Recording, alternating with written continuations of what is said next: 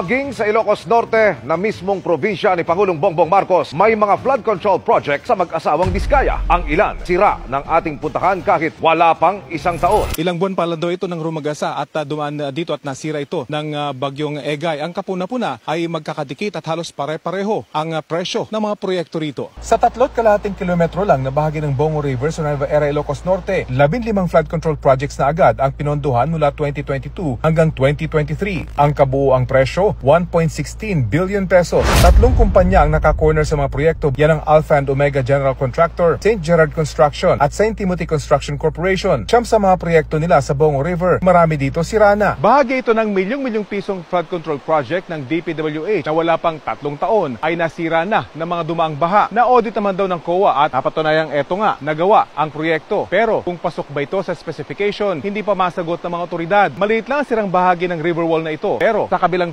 washed out ang malaking bahagi ng halos bagong gawa at konkretong river wall. Wala pang isang taon mula nang matapos ang proyekto, sinira na ito ng bagyong Egay. Nilapitan namin ang bahagi ng river wall na sinira ng rumagasang tubig. Parang ito yung dugtungan ng lumang river wall tsaka yung bago. Pero yung ilalim nito talaga puro bato na.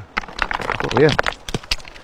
Kapansin-pansin sa bahaging ito ng nasirang dike, may isang piraso lang na bakal yung makikita. At yung kapal ng semento sa ibabaw nito, ilang pulgada lang. Ang ilalim nito, puro bato na. Pero hindi lang sa Bongo River may proyekto ang mga kumpanya ng mga Diskaya. Katunayan, sa 36 na flood control projects sa Nueva Ecija, 32 ang pinaghati-hatian ng 5 kumpanyang konektado sa mga Diskaya.